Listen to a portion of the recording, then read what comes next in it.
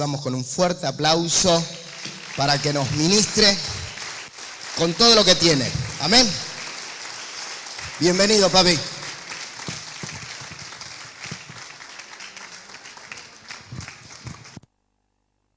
Está bien. Muy buenas tardes a todos. ¿Están dormidos todavía? Buenas tardes, ¿están ahí? Bueno, qué alegría estar otra vez. Yo ya soy como de casa, ¿no? Le doy gracias a Dios de estar acá. Recibo los saludos de mi esposa, Yubisa. Ella ha tenido un problemita de salud, no grave, pero prefirió quedar y cuidarse un poco. Pero envía sus cariños para todos ustedes. Una alegría enorme de verles, de poder compartir con mi hermano, el apóstol Lucas, y con el profeta Juan Durini. Rara vez nos encontramos juntos ministrando el apóstol Lucas, mi hermano, conmigo, ¿no? Bueno, estábamos haciendo una cumbre anual que ya hace 2 o 3 años que no la realizamos, y ahí nos juntábamos y ministraba el apóstol, o yo estaba con ellos en Chile y me ponían también en algún tema. Importante verlo a los pastores, Alberto, a Carlos, pastor de Temuco. Bueno, sí, la vara quedó bien alta con lo que hemos escuchado. Yo llegué al final del tema que estaba ministrando el apóstol Lucas, y yo quiero en esta tarde enfocar esto desde otro ángulo, pero que sea un aporte para todos nosotros que vamos a estar estas horas acá juntos.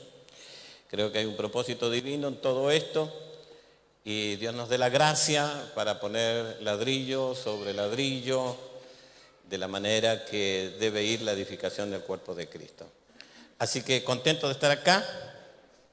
Quiero que sacuda un poquito a su hermano y le diga, no es buena la hora para ministrar, pero estamos. Y eso es lo importante. Yo quiero soltar algunos principios que me parecen muy importantes hoy y apoyarme en una figura prominente de la Biblia. Simplemente tomar esa figura y soltar algo que nos puede ser muy útil para lo próximo que Dios tiene con nosotros. Quiero que abra su Biblia, por favor.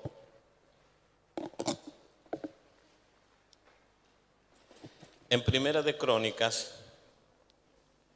capítulo 11, ya sabe por dónde va todo esto, por el lado de David. Primera de Crónicas,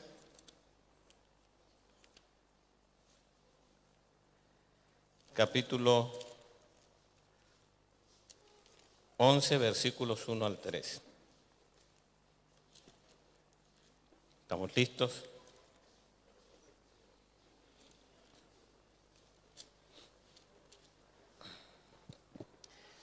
Dice, entonces todo Israel se juntó a David en Hebrón, diciendo, he aquí nosotros somos tu hueso y tu carne. También antes de ahora, mientras Saúl reinaba, tú eras quien sacaba la guerra a Israel y lo volvía a traer. También Jehová, tu Dios, te ha dicho, tú apacentarás a mi pueblo Israel, y tú serás príncipe sobre Israel. Y vinieron todos los ancianos de Israel al rey en Hebrón, y David hizo pacto con ellos delante de Jehová, y ungieron a David por rey sobre Israel, conforme a la palabra de Jehová, por medio de Samuel. La verdad que lo que hemos leído es tremendamente fabuloso, para David principalmente, porque es un día muy, pero muy importante, donde todos quisiéramos llegar y estar ahí, en ese escenario que tiene David aquel día en Hebrón, con toda una nación. Es el día de la honra, de la valoración, de dignificar a una persona sobresaliente. Ese es el día de la coronación de David. David está coronando 40 años de proceso. Le costó llegar allí, no fue fácil. Admiramos a David porque siempre vamos a admirar a la gente que tiene éxito.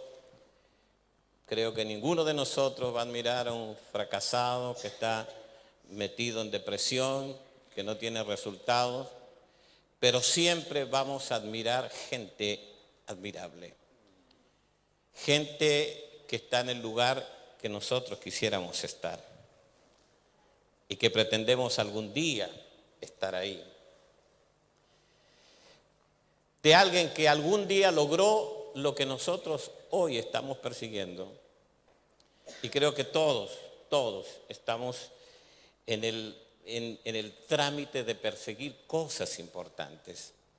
Por eso es importante que veamos qué es lo que tiene Dios esta tarde para nosotros. ¿Qué le costó a David llegar allí?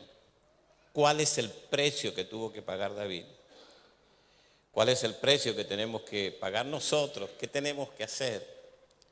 Ese precio tiene un nombre y ese precio se llama proceso. Y de eso vamos a hablar. Y vamos a hablar de la influencia que nos dan los procesos, siendo un poquito fiel al lema de estas conferencias. Proceso, que es una palabra compuesta por el término pro, que significa antes de llegar a un suceso. Todas las cosas que se vienen hilvanando para llegar a un punto donde nosotros queremos llegar, para llegar a ese día de honra que todos nosotros quisiéramos tener. Admiro a la gente que se mantiene fiel en los procesos. Mantenerse fiel en los procesos no es cosa fácil. Pero la verdad que tengo un respeto por la gente que tal vez todavía no logra lo que quiere lograr, pero que se mantienen sin abdicar en el proceso, a pesar de las luchas, las pruebas, las dificultades. Y casi que me gustaría profetizar, aunque no soy profeta, y darte un consejo: no abdiques en medio de los procesos, porque está un poquito más cerca el día todavía de lo que quieres lograr. Pero el tema es mantenernos firmes en los procesos. Tengo una hija que es abogada, una de mis hijas, y ella más o menos a mitad de la profesión, que le costó 10 años de estudio, que literalmente se comió las pestañas, porque a veces nos quedábamos sin luz y tenía que estudiar con una vela, y un día se quemó las pestañas estudiando con una vela. Y a mitad de carrera, ella me llama y me dice: papi, no sigo estudiando más. Le digo: ¿qué te ha pasado? No, papi, el trabajo. Ella era la directora del grupo de alabanza. Son muchas las cosas. Y tuve que sentarla en su dormitorio, en su cama, y decirle: hija, no abdiques en el proceso. Todas las crisis vienen a mitad de proceso. Cuando tú dices: ya he avanzado bastante, pero me queda mucho todavía para lograr los resultados. Entonces, en medio de un proyecto viene la crisis. Usted recuerda a Nehemías, que Nehemías había edificado la mitad del muro porque el pueblo había tenido ánimo para trabajar. Pero ahí es donde aparece Sanbalat, Tobías, y se viene la crisis. Y si tú estás pasando por una crisis en medio del proceso para lograr grandes resultados, porque ese es el tema, perseguir, y no que los problemas nublen nuestra visión, sino perseguir esos grandes resultados que todos queremos. Y hemos sido diseñados para grandes resultados. Entonces le digo: hija, algún día será el día de tu graduación. 5 años más tarde estábamos en esa colación de grado, con todos los alumnos que estaban allí, sus familiares, aplaudiendo, porque ese era el gran día. Entonces el gran día alguna vez va a llegar, pero tienes que pasar por el proceso. Y para entender por qué David está parado en medio de toda la nación allí en Hebrón, tenemos que volvernos un par de años en la vida de David y regresar un par de hojas en la historia de David y revisar qué pasó con David para llegar allí. Entonces lo que podemos entender y caemos en la cuenta de que David comienza con las pequeñas cosas, con los pequeños mandados, porque hay un hombre que se llama Isaí, que es el padre de David, que tiene un pequeño grupo de ovejas ahí en el campo y tiene que mandar a alguien a cuidar las ovejas. ¿Y lo mandan a quién? A David. Ahora, nosotros tenemos que valorizar las cosas pequeñas y saber que en las cosas pequeñas hay una virtud que nos enseñan para llegar a las cosas grandes. Las cosas pequeñas son las que nos van a empujar a llegar a las cosas grandes. Entonces, en esas cosas pequeñas, David manifiesta obediencia, pero también empieza a formarse el carácter. Diga conmigo, carácter en David. En las pequeñas cosas. Y David en las pequeñas cosas se hace fuerte. Y en las pequeñas cosas aprende a matar osos y leones. Ahora, el segundo gran mandado, porque a nadie le gusta que lo manden. La verdad es que parece que todos traemos un chip incorporado que dice, no estoy para mandados. ¿Qué es lo que más odian los chicos en casa? Que los manden. Pero claro, porque no sabemos la virtud que hay detrás de esas pequeñas cosas. Y el segundo mandado que tiene David es llevar comida a sus hermanos que están en el frente de la batalla. David va a ese segundo mandado y encuentra un panorama muy funesto. Saúl es el rey de Israel, el primer rey. Y es la respuesta a una oración malhecha, porque esas oraciones malhechas también tienen respuestas. Porque toda la nación pidió a Dios un rey como tenían las otras naciones de la tierra. ¿Y cómo fue Saúl? Un rey como las otras naciones de la tierra. Sin proceso, sin intimidad con Dios, llegando a esos lugares de privilegio. Ahora, se le había dicho a Saúl que su crisis la tendría en Gilgal. Cuando él entró en crisis en Gilgal, también se le había dicho que esperara al profeta Samuel para ofrecer el sacrificio. Saúl ve que se le está desertando el ejército, que se están yendo, y él ofrece el sacrificio. Y cuando está ofreciendo el sacrificio, la silueta de Samuel bajando las colinas y acercándose a donde está Saúl el rey y mirándolo a los ojos, le dice, locamente has hecho. Si hubieras obedecido, tu reino se hubiera afirmado, pero por cuanto no fuiste obediente, Dios se ha buscado un hombre conforme a su corazón. Ahora Saúl, déjeme describirlo porque es un hombre dominado por sus emociones, manipulado por una vida interior sin procesos.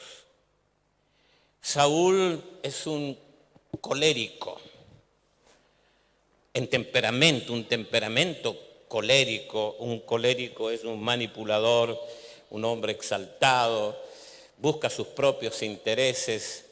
A la hora de tomar decisiones es guiado por sus emociones. En fin, es un colérico. Sería bueno que habláramos un poquito de los temperamentos porque eso tiene que ver con lo que nosotros estamos haciendo. Cuando estudiamos sobre los temperamentos, cuando me enseñaron a mí respecto a los temperamentos, me dijeron que había 4 tipos de temperamento: el colérico, el sanguíneo, el flemático y el melancólico. Y todos tienen sus pros y tienen sus contras. Y cada uno de nosotros tenemos algo de los 4 tipos de temperamento, pero hay uno que es sobresaliente. Y eso marca en nosotros una estructura de personalidad, y bajo ese temperamento es que nosotros nos vamos a mover en nuestro medio, con la gente, vamos a desarrollar lo que tenemos que desarrollar a través de una marca de temperamento. Cuando Dios creó al hombre, lo creó con una exactitud en los temperamentos y todo era perfecto, los temperamentos regulados en excelencia, y la creación y el hombre respondían a Dios hasta que hubo una transgresión, y a partir de esa transgresión se desordenaron los temperamentos en la vida de los hombres. No estoy hablando de carácter, estoy hablando de temperamento. Porque el carácter se forma, el temperamento viene generalmente en nuestro ADN por una transmisión de generación en generación. Pero carácter se forma. Los psicólogos dicen que después de la edad de la adolescencia ya prácticamente está formado el carácter en una persona. Pero cuando una persona tiene formado el carácter de Cristo, primero a esa persona no hay que exigirle nada, tampoco hay que prohibirle nada. ¿Por qué? Porque responde a Cristo. Como dijo el apóstol Pablo, ya no vivo yo, mas Cristo vive en mí. Entonces, si tenemos el carácter de Cristo formado, y esa era la tarea, la misión del apóstol, que decía, hijitos, y hasta ahora sufro dolores de parto hasta que Cristo sea formado en vosotros. Cuando el carácter de Cristo está formado en nosotros, entonces ese carácter regula los temperamentos. Y de eso se trata el tema de nuestro desarrollo, de nuestro crecimiento y de nuestra influencia sobre la gente. Y esa era la diferencia entre Saúl, el primer rey, y David. Una gran distancia. Ellos van por líneas paralelas. Conversaba con el ingeniero Carlos Roda el otro día tomando un café en Córdoba. Y yo le decía, Carlito, líneas paralelas a la misma distancia nunca se van a juntar. Y él me dice, se juntan en el infinito. No, le digo, eso es una ilusión óptica. Porque líneas paralelas a la misma distancia nunca las vas a juntar. Por eso nunca David hizo alianza con Saúl. Nunca se juntaron. Porque van por líneas paralelas, por caminos distintos. Ya desde el ungimiento ha sido distinto. Porque Saúl es ungido con una redoma y David es ungido con un cuerno. Y la redoma es algo muy frágil que representa la naturaleza humana. Frágil, que con cualquier golpe se destruye. Eso es una redoma. Y así fue la persona de Saúl. Y así fue el liderazgo de Saúl. A Saúl cualquier cosa lo destruía, lo rompía. Pero David es ungido con un cuerno. Y para que exista un cuerno, debe existir vida. Y para que exista vida, debe estar Dios. Y para que exista vida, se necesita un engendramiento. Luego dar a luz algo, en este caso un animal. Criarlo, que es todo un proceso. Pero luego, para que exista un cuerno, también debe existir un sacrificio en un altar. Y una vez que el sacrificio está hecho, podemos tener un cuerno en nuestras manos. Pero ese cuerno también tiene que pasar por un proceso. Porque todavía ese cuerno tiene médula, tiene porciones de carne y hay que limpiarlo profundamente. Una especie de santificación al cuerno. Se limpia, se purifica y eso se hace con sal y aceite. Y luego que el cuerno está limpio en su totalidad, a ese cuerno hay que pasarlo por el fuego. porque en el fuego se le va a dar la forma, se le va a dar la figura y el fuego le va a dar la templanza para luego usarlo en el ungimiento. Entonces, a todos nosotros nos interesa llegar a las grandes cosas y ser de gran influencia a los demás, pero no todos queremos el proceso. No todos queremos pasar por la limpieza. No todos queremos pasar por el sacrificio. No todos queremos pasar por el fuego. Pero sí nos gustan las grandes cosas. Y lo que hoy necesita la iglesia son líderes procesados, apóstoles procesados, profetas que entren en el proceso, evangelistas, pastores, maestros, liderazgo que hayan pasado por el proceso. Yo conozco gente que en un momento abdicó del proceso, ya tomaron una estatura eclesiástica, pero se alejaron del proceso. Entonces quedó el nombre, quedó la fama, pero ellos se apartaron del proceso. Pensaba mientras venía manejando para este lugar en el versículo que dice, recuerda de dónde has caído. Has dejado tu primer amor. Recuerda de dónde has caído.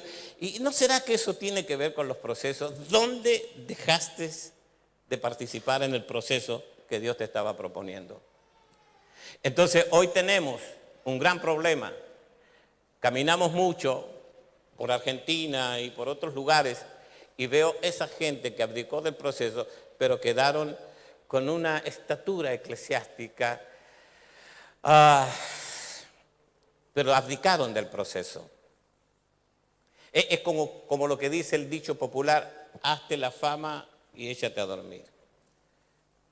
Entonces, tenemos ese tipo de gente y vemos en nuestros líderes nacionales, provinciales, de los municipios que nos gobiernan, y tienen vidas escandalosas, ¿no? Y nosotros lo estamos viendo a través de la televisión, en los documentales de las radios, en los diarios, cómo hay escándalos, y yo digo, esto es ausencia de proceso. Pero también cuando miramos nuestras internas, nos encontramos con algo parecido. Soy nacido, criado en el Evangelio, y he visto tantas cosas escandalosas dentro de la iglesia, y digo, aquí faltó proceso. ¿Por qué José pudo manejar tanta riqueza y ser un líder prominente de la nación más importante del planeta de ese momento? Porque José fue procesado. Y fue procesado a golpes. La cisterna fue un golpe, la cárcel fue un golpe. Esos golpes fuertes que tenemos en la vida, que los queremos rechazar, pero son parte del proceso y vienen. Y ahí es donde la gente abdica a veces de los procesos. Y José fue procesado y Dios lo hizo en ese proceso incorruptible. ¿Por qué los procesos te van a hacer incorruptible? Porque Dios va a tratar con tu corazón. Y Dios va a tratar con tus inclinaciones. Va a tratar con tus tendencias. Va a tratar con muchas cosas que todavía está dentro del cuerno. Y hay que sacar la carne y hay que sacar la médula. Y podríamos decirle esta tarde, Señor, agrega más sal aunque duela, pero necesito estar en el proceso. Y casi que me aventuro a decir que hay mucha gente que está acá esta tarde que ha abdicado del proceso. Pero te voy a decir algo, por algo Dios te trajo acá. Tú puedes estar pastoreando, puedes estar en el apostolado, puedes estar en otras funciones, pero ya estás fuera de proceso. Entonces quiero que levantes la mano y quiero llevarte a este punto. Dile, Señor, méteme nuevamente en el proceso.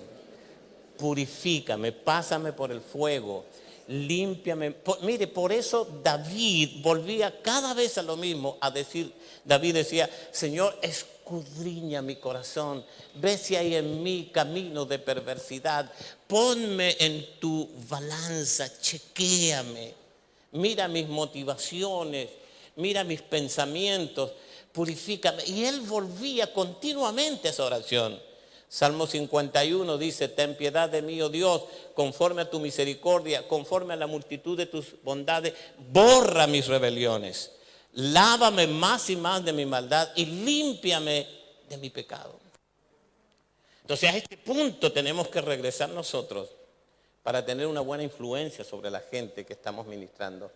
A este punto. Queremos las cosas grandes, pero no queremos los procesos. Y tenemos que regresar a ese punto y ser muy honestos con nosotros mismos. Y hacernos un chequeo interior y una evaluación. Y si hay algo que está molestando el proceso divino, que podamos decir esta tarde, levantar nuestras manos y decirle: Señor, límpiame, chequéame, evalúame. ¿Sabe cuál es el gran problema? El gran problema es que es muy difícil reconocer nuestras faltas. Somos muy hábiles en traer juicios sobre los demás. Esas faltas públicas, a veces nos convertimos en jueces y condenamos, pero no chequeamos lo que hay en nuestro ser interior. Y eso tenemos que hacer. Ahora, digo algo. Si nosotros no reconocemos nuestros pecados, si a nosotros no nos ofende nuestro propio pecado, creo que es una complicación para Dios en el tema de los procesos. Entonces tenemos que chequear nuestro corazón, y el pecado nos tiene que ofender a tal punto de llegar a la repulsión, a la abominación del pecado en nuestra vida. Abominación. La palabra abominación significa asquerosidad. Algo que te produce repulsión. O sea, tiene que llegar el pecado en nuestra vida al nivel de asco. Diga conmigo: asco. ¿Usted le tiene asco a algo? Todos le tenemos asco a alguna cosa, ¿verdad? Algunos le tienen asco a la pedofilia, otros le tienen... Bueno, y así, usted le pregunta a la gente qué le causa asco. Y cuando la gente ve lo que le causa asco, le tiene repulsión a lo que le causa asco. ¿Por qué? Porque el asco es algo preventivo, es una emoción violenta pero preventiva. Entonces que el Señor esta tarde grabe en nosotros, en nuestra mente, en nuestro espíritu, eso, el asco por el pecado, para que podamos tener la limpieza y poder ser usado como Dios quiere usar. Cierre sus ojitos por un minuto y dígale: Señor, graba en mí el asco al pecado, esa repulsión. Usted se va a acordar cuando salga de acá, en la primera tentación que tenga, de esta palabra que estamos hablando.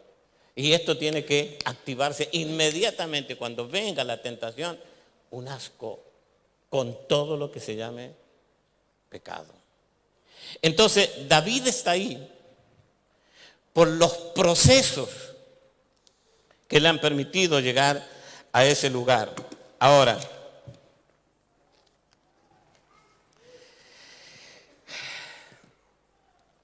ninguno de nosotros va a poder liderar grandes cosas, ser influencia de mucha gente, manejar muchos recursos, si hay alguna fisura en nuestro carácter.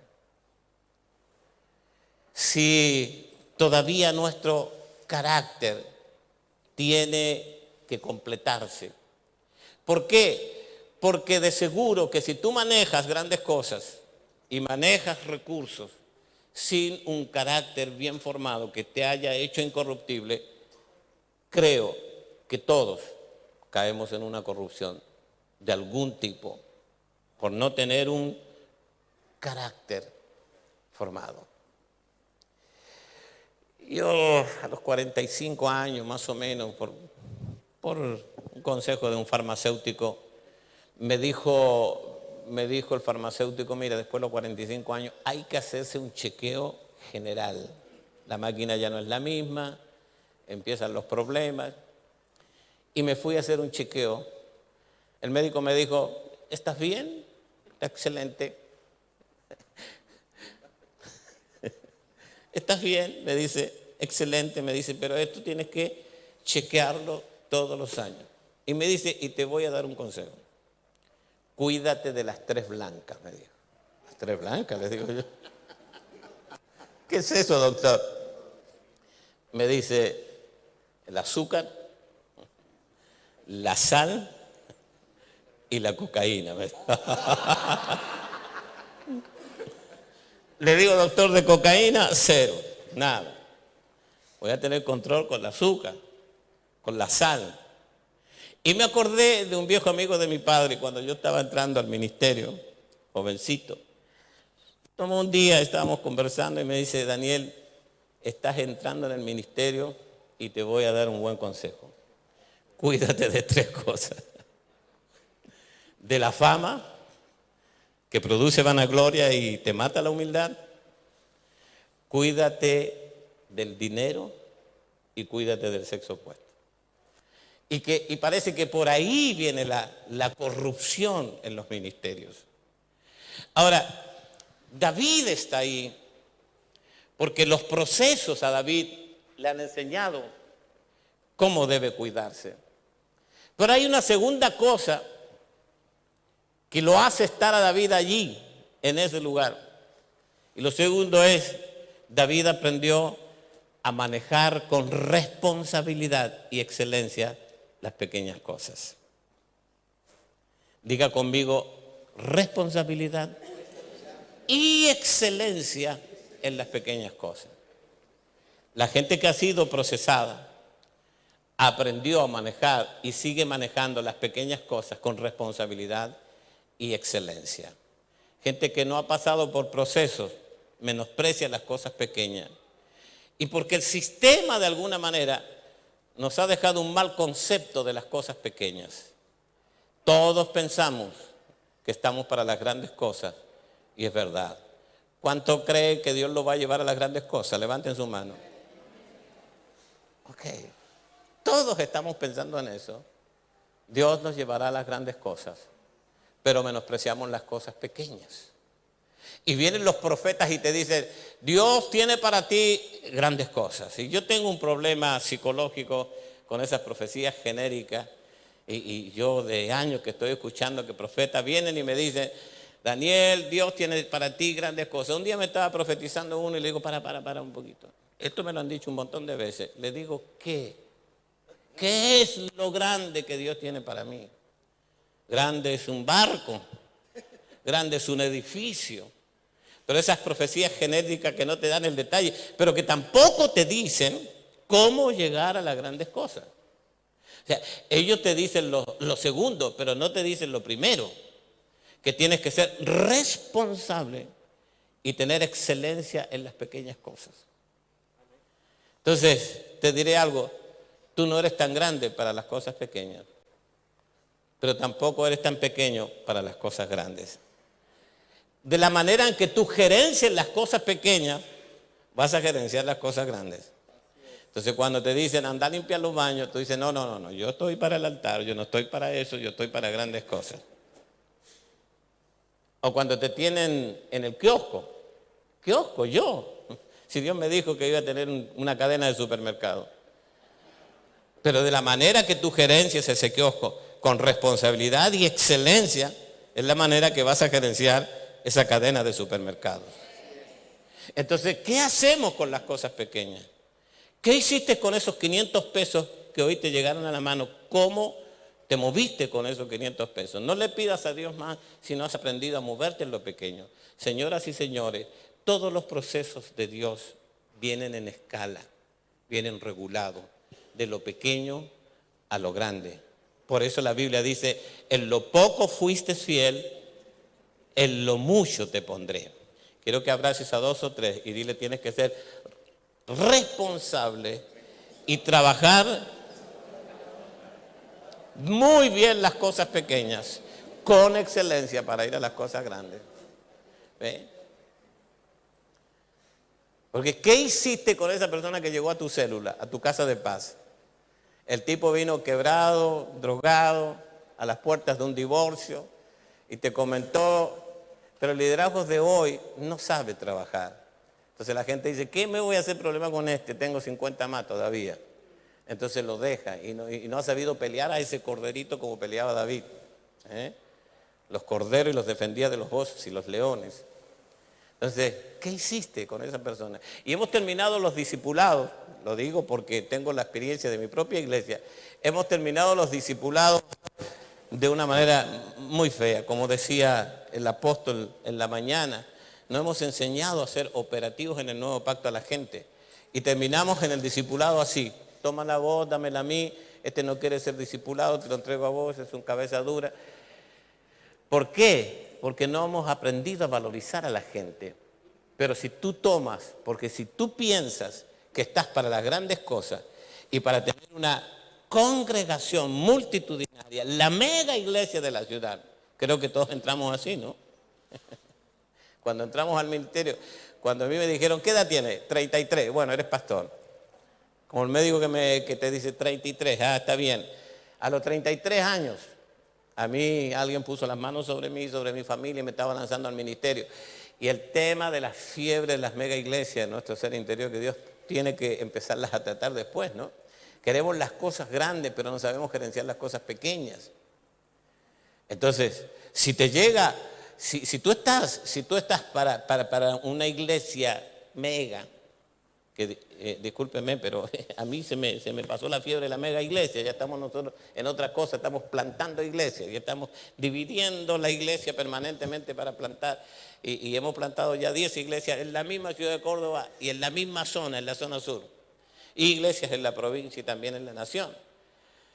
Entonces esa fiebre de la mega iglesia ya pasó por al lado mío, pero todavía estamos pensando en las cosas grandes, y cuando la gente entra al ministerio, entra con el tema de tener la iglesia más grande de la ciudad. No digo que no vaya a ser así, digo que si aprendes a gerenciar las pequeñas cosas, Dios te va a poner en las grandes cosas. Porque si has aprendido a gerenciar tu célula, y ese que te llegó con tanto problema, tú dijiste, yo lo voy a tomar, yo lo voy a formar, yo voy a ser el padre espiritual, lo voy a guerrear, lo voy a pelear, y aunque tenga que dar mi vida, voy a dejar las 1000 que tengo a un lado, pero a este lo voy a tener, lo voy a guerrear, lo voy a formar, este no se me va a escapar, los osos y los leones no van a poder contra él. Entonces cuando Dios dice, me gusta el muchacho, porque le está dando el valor a un alma, el mismo valor que le doy yo. ¿Me entiende? Pero queremos eso, queremos las cosas grandes, y en las cosas pequeñas está el secreto de las cosas grandes. Porque si tuviéramos que definir grandeza de una manera muy sencilla y simple, diríamos que grandeza es la sumatoria de las pequeñas cosas hechas con excelencia y con responsabilidad.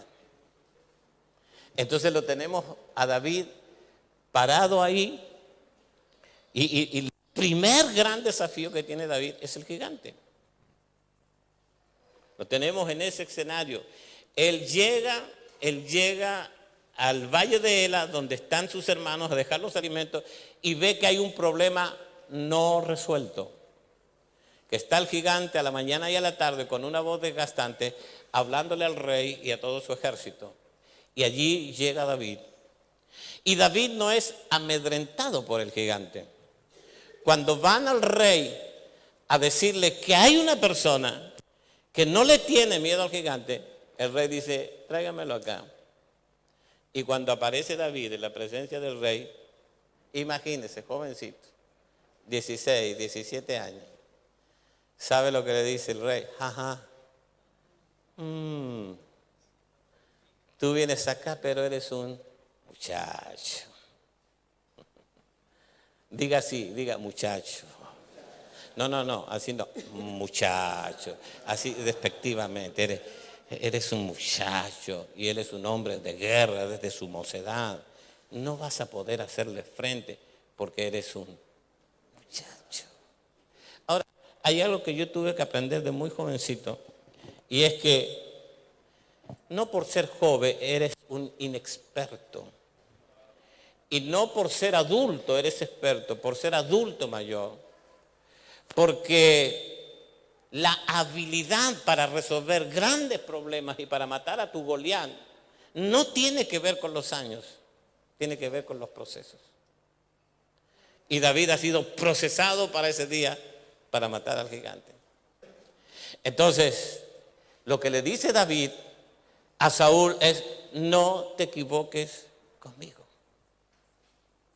Porque mientras estás desgastado por una voz a la mañana y una voz a la tarde y te tiene perturbado y todo tu ejército tiene miedo, yo que soy un muchacho tengo la gallardía y la valentía de enfrentarme al gigante, porque en estos 40 días, mientras tú no supiste qué hacer con el gigante, yo estaba matando osos y leones. Entonces este muchachito se atreve a pelear con el gigante. Ahora, no era cosa fácil. El gigante viene bajando al valle de Ela, un hombre de casi 3 metros, armado hasta los dientes. Imagínese usted, 2 metros 97, creo que era la estatura, según la estadística, 2 metros 97, armado, y esa armadura pesada, dice que la espada era como un telar, ¿no? Espada. Así que los movimientos del gigante Goliat eran movimientos lentos. Cuando va bajando y se viene acercando a David, que no tiene la armadura, que solo viene con un morral y viene con la vara de un pastor, el gigante le dice: muchacho, ¿acaso yo soy perro para que vengas a mí con palos y con piedras? Palos y piedras para un gigante. Ahora, el tema es que los palos y las piedras eran las armas de un pastor. Y el gigante no tiene estrategia para una batalla no convencional. No sabe cómo hacer para pelear con alguien que tiene honda y tiene un palo. Él está preparado para otro tipo de batalla. Él piensa que va a venir un soldado, un guerrero a pelear con él. Pero viene David. Ahora David sabe que él necesita 2 cosas muy importantes, que es distancia y velocidad. Distancia porque al tomar distancia ya el gigante no lo puede agarrar con su espada. Pero también porque David era hábil en la honda. Y se comenta que los honderos en ese tiempo tenían tanta puntería que a 100 metros le podían pegar a un cabello de una persona. Ya los tipos daban vuelta a la onda, soltaban la piedra, a 100 metros hacían puntería en un cabello. Imagínense la habilidad. Por eso David sabe que tiene que tomar distancia. Y nosotros deberíamos saber que hay muchas cosas que vamos a vencer tomando distancia. Y luego la agilidad. La agilidad. Ahora, ¿quién le enseñó eso a David? Los procesos. Porque los procesos van depositando llaves de sabiduría en ti. Cada vez que pasas por una situación difícil, cada vez que pasas por parte del proceso, ese proceso depositó sabiduría en ti. ¿Sabe cuál es el gran problema de los ministros jóvenes? Es que no quieren escuchar a la gente procesada. Se suben arriba del caballo, no escuchan a nadie y allí se van a estrellar. Y se ahorrarían mucho tiempo y muchos problemas escuchando a gente que ya pasó por los procesos. ¿Ve? Cosas que tú no sabías hace 20 años atrás, hoy las sabes. ¿Quién te las enseñó? El profesor de la facultad. En los textos de estudio te la enseñó el proceso, aunque haya sido un sufrimiento. Una vez entré a la oficina de un pastor y tenía un cuadrito que decía: se sufre, pero se aprende. Y hay muchas cosas que solo las vas a aprender en el sufrimiento, en los golpes que te da el proceso. Entonces es importante escuchar a la gente que ha pasado por los procesos. Esa gente que pasó por el proceso y no abdicó en el proceso es la gente que va a tener influencia sobre la iglesia. Amén. Entonces mira qué importante es el tema del proceso. Abraza a alguien, por favor, y dile: por favor, no renuncies a los procesos. No abdiques en medio de los procesos. Aunque tengas los golpes, del proceso, pero estamos ahí.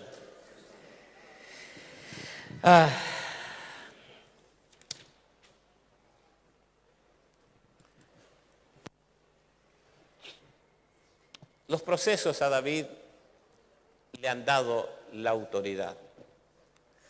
Una autoridad extraordinaria, un grado de influencia tremendo. Y te das cuenta, cuando miras tu entorno, miras la obra de Dios, te das cuenta que hay dos tipos de autoridad. La autoridad delegada y la autoridad adquirida en los procesos. Autoridad delegada es cuando Moisés presenta a Josué como su sucesor, le delega y le dice, ahora háganle caso a él. 40 años antes de entrar a la tierra prometida, Josué y 11 más fueron enviados a espiar la tierra para entrar. Cuando ven el lugar y regresan a dar el informe, mentalmente ellos vienen divididos. 10 piensan que no van a poder. ¿Por qué? Porque hay gigantes en la tierra, porque esa tierra traga a los moradores. Pero Josué y Caleb dicen, no, nosotros vamos a poder. Aquella noche, cuando llegaron con el informe, escucharon a esas 10 personas que dijeron que no podían, que había gigantes en la tierra, que la tierra sacaba a sus moradores.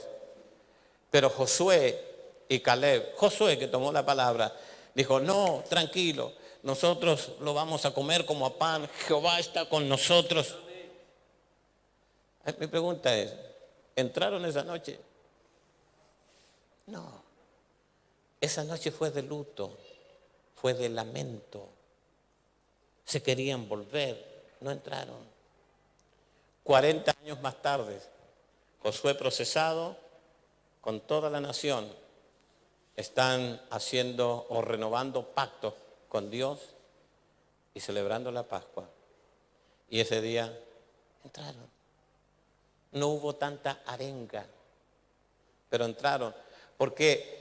Porque el proceso le dio la autoridad a Josué y la influencia para llevar a todo el pueblo a la conquista. Y conquistaron 31 reinos en 27 años. ¿Qué promedio? Una historia exitosa. Te voy a decir algo. Las fuentes para tener influencias verdaderas son 3.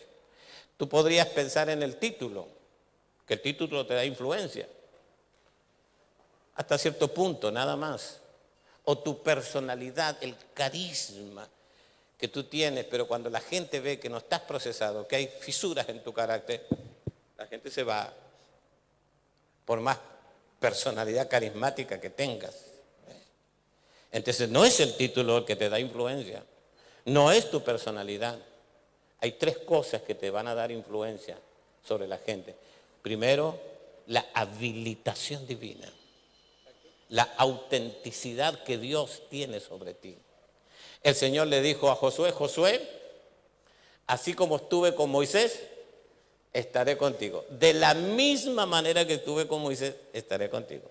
Mira que te mando que te esfuerces, que seas valiente, no temas ni desmayes, porque yo soy Jehová tu Dios y estaré contigo. ¿Qué está haciendo Dios? Está bombeando al corazón de Josué lo que necesita un gran conquistador. Entonces, número 1, la habilitación divina. Un día el Señor le dijo a Moisés, Moisés, te voy a enviar un ángel para que vaya con ustedes. Yo no iré. Moisés le dice, ¿qué? ¿Un ángel? ¿Qué es eso? No conozco a ninguno. No, si tú no vas conmigo, yo no iré. Ese es el tema nuestro. O sea, la habilitación que nos da Dios. Si no vas conmigo, yo no voy a ir. Si no subes al púlpito conmigo, yo no voy a subir. Si no vas a Casilda conmigo, yo no voy a Casilda. Porque acá necesitamos que Dios te habilite. Si no estás en la agenda, yo no quiero ir a donde tengo compromiso.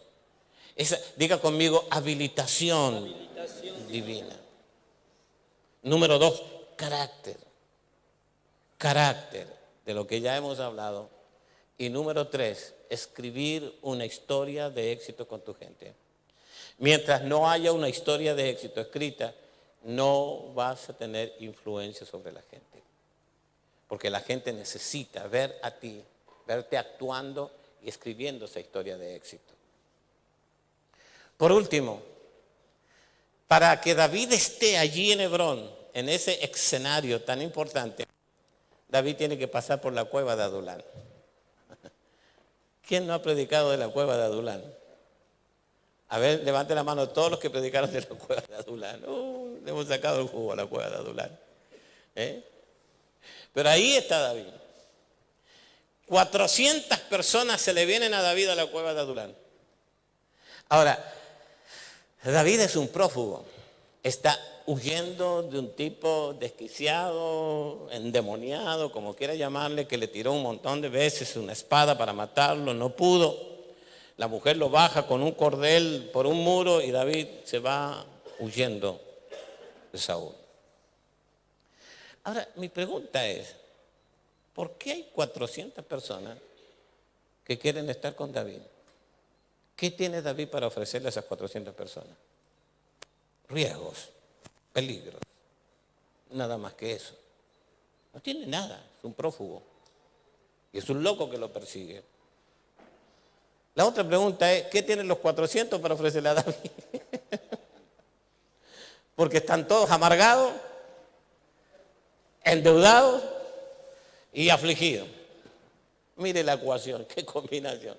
David huyendo, 400 amargados, endeudados y oprimidos. Amargado porque le fue mal. Seguramente algunos depresivos, amargados así, de adentro, del alma amargado. Endeudados, gente que viene a cobrar, no tiene para pagar. Y afligidos, metidos en una cárcel mental. Ahora, ¿quién comenzaría un proyecto con 400 personas? Amargadas, endeudadas y afligidas. ¿Conoce congregaciones donde casi todos están amargados, endeudados y afligidos? Y tú dices, no puedo avanzar, no puedo avanzar. Todos estos están amargados. Un día un pastor me dice, estos son unos cabezas piedra, no entendieron nada, 20 años predicándole lo mismo. Y los tipos no pueden salir de su estado de amargura y de deudas.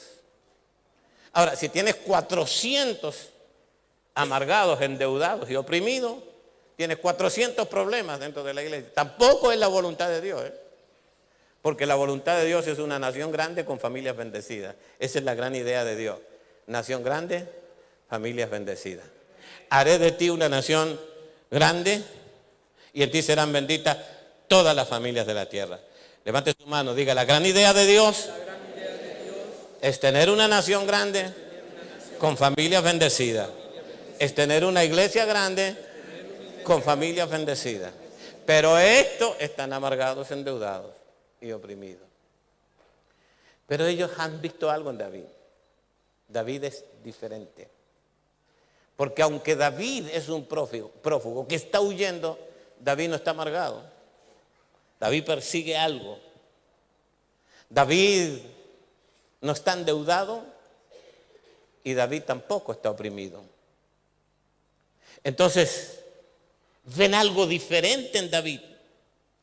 David no ha sido atrapado por el sistema, porque Saúl encarna un sistema perverso, diabólico, y ellos no están ahí así por sí mismos, sino porque el sistema los tiene amargados, endeudados y oprimidos. O sea, con nuestros países de Latinoamérica es pura casualidad. Este tipo, sin criterio, que está liderando una nación, tiene a gran parte de la nación, reiteramos, amargados, endeudados y oprimidos. Porque el sistema trabaja para amargarte, para endeudarte y para oprimirte. Eso es parte de un sistema. Y es muy importante que usted no se deje atrapar por el sistema. Mire, estaba haciendo una compra hace muy poco y me dice, mire señor, si usted tiene la tarjeta de la casa, tiene un 30% de descuento. Le digo, pero tengo dinero de contado. Bueno, de contado vale tanto. Les digo, tengo la plata en el bolsillo. Pero cosa incongruente, ¿no? No, pero si tiene la tarjeta, tiene un 30% de descuento. Les digo, no puedo entender eso. No puedo entender al sistema. Cuando fui, mire, a los 55 años recién, yo tuve una tarjeta de crédito y las aborrezco, ¿no? Y cuando fui a sacar la tarjeta de crédito, me dice, ¿usted tiene movimientos bancarios? ¿Tiene cuenta? No, nada. ¿Tiene deudas? Tampoco. Entonces no le podemos dar la tarjeta. Yo dije, wow, las tarjetas se lo dan a los endeudados, a los angustiados y a los oprimidos. O sea que hay que estar endeudado para que tenga una tarjeta de crédito. Tiene que ser parte del sistema y tener alguna deuda con algún banco o con alguna otra casa comercial. Si no, no puede tener la tarjeta. Ese es el sistema, ¿no? Entonces tú ves a la gente entrando en el sistema. David no entró en el sistema. Tú ves a la gente en esas casas comerciales entrando en ese sistema. Y yo los otros días estuve en Falabella. ¿Hay Falabella acá? Rosario, hay Falabella. ¿Cuántos conocen Falabella? Wow. Entonces vi un matrimonio y el hombre estaba mirando un LCD, ¿cómo es? Sí. Smart TV, curvo, 60 pulgadas. Y lo estaba mirando el hombre y comentaba con la mujer, yo estaba ahí haciendo un trámite. Y le dice, pero no hay plata. Mi amor, no tenemos dinero para eso. Pero podríamos tener la tarjeta. Claro, el tipo, yo entendí que el tipo estaba haciendo un ejercicio mental mientras miraba el Smart TV curvo. Estaba diciendo, estamos a 1 mes y medio del mundial. Y el ejercicio mental es que estaba yendo a su casa y volvía. Y se acordaba del televisor cuadrado ese que le tiene que pegar para que funcione. Dale, funciona. Y el tipo está diciendo, yo no puedo ver el mundial en ese televisor. Tengo que tener el Smart TV, que ya viene el mundial. Entonces el tipo está ahí con la mujer. Están conversando, dialogando, poniéndose de acuerdo. Y aparece esa niña de verde, con camisita blanca, con una sonrisa, porque las eligen bien, ¿no? Esos dientes bien parejitos, blancos, hoyitos ahí en los cachetes, esa sonrisa tan bonita. Y le dice, discúlpeme señor, ¿usted tiene la tarjeta de Falabella? No, la verdad que no, pero podía tenerla. ¿Usted anda con su recibo de sueldo? Y sí, ando con el recibo. A ver, venga, y lo llevan a la oficina y le dan la tarjeta. El tipo se va con el televisor. Se metió en el sistema. Se metió en el sistema el tipo. Bueno, un mes, claro, ellos no programaron su economía para eso. Entonces, 1 mes, 2 meses sin pagar la tarjeta. Y esa sonrisa de esa chica se convierte en una voz desgastante. Domingo a las 5 de la mañana. Esa grabación que te dejan. Señor, recuerde que ya hay 2 meses que usted no ha abonado su cuota. A las 11 de la noche, ese mismo domingo, a las 3 de la mañana, esa grabación que te dejan. Hermano, desgastante. Esa era la voz que perseguía, es una voz desgastante, ¿no? Lo único que falta es que te digan, cara dura, paga el televisor, ya lo tienes en tu casa. Ya se viene el mundial, pero paga el televisor. Pero a David no lo han atrapado. David tiene la unción del procesado. Y ellos saben que a David no lo avala porque David todavía no es un rey. David está en la cueva de Adulán, pero todavía no es rey. Y esos 400 que llegaron allí, llegaron antes de Hebrón, no después de Hebrón. Porque una cosa es llegar antes de Hebrón y otra cosa es que todos queremos estar después de Hebrón con David. ¿Me entiende?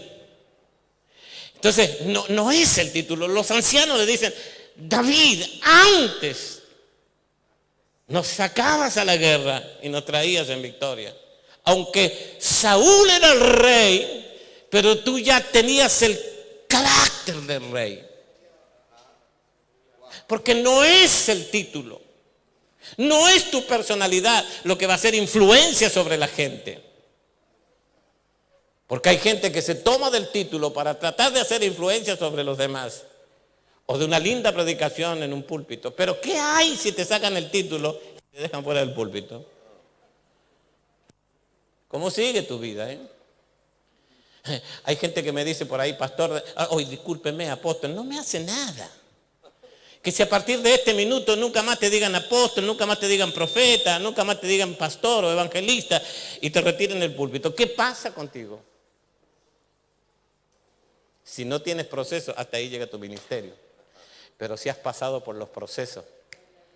David, antes ya tenías el carácter del rey. Antes.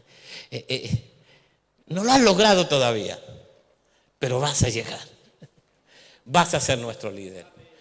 Ese grado de influencia tan grande que tiene David, es por causa de eso, por causa de los procesos. Entonces, nunca más se escuchó hablar de los afligidos, de los endeudados y de los amargados. Nunca más, porque cuando aparecen de nuevo, son los valientes de David, los 400 valientes de David. Porque la unción del procesado te va a hacer resolver los problemas y va a sacar de ti lo mejor de tu potencial para luego ir adelante con ese proyecto. Termino diciendo algo que es una cosa muy curiosa, estudiando un poco esto. Me doy cuenta de que los 400 luego eran hábiles para la onda. Y dice la Biblia que los 400 eran hábiles con las 2 manos para la onda. Porque eso fue lo que se le impartió a ellos. Eso fue lo que se le mostró a ellos. Yo tengo una palabra esta tarde para esta casa.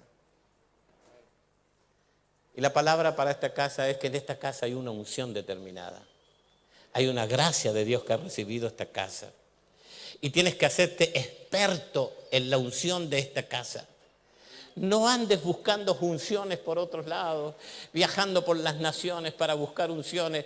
No, porque hay un nombre que te formó. Hay un hombre que te empoderó y tienes que fluir en la unción de ese hombre que es tu padre espiritual y te tienes que hacer hábil en la onda de esta casa. Levante su mano al cielo y diga: necesito beber de mi padre espiritual, tener lo que mi padre espiritual tiene y en eso tengo que fluir. Quiero que se ponga de pie allí donde está. Porque entiendo que hay mucha gente que abdicó del proceso y que está aquí en esta tarde, y quiero que levante su mano y diga: Señor, méteme al proceso otra vez. Yo no puedo salir de proceso. Te diré algo, los procesos van a durar hasta que tú desaparezcas de esta tierra. Eso de estar procesado va a ser todo el tiempo. Dile: Señor, aquí estoy. Pon más sal en mi cuerno, aunque duela. Pero quiero servirte, Señor, conforme tú quieras que yo te sirva. Padre, en el nombre de Jesús de Nazaret. Levante su mano ahí y haga un compromiso nuevamente con el Señor para volver a los procesos de Dios y poder ser una influencia extraordinaria sobre su gente. Padre, gracias. Gracias por esta palabra que has soltado esta tarde aquí en este lugar. Te bendecimos en el nombre de tu Hijo Jesucristo. Amén y amén. Gracias, apóstol. ¡Wow!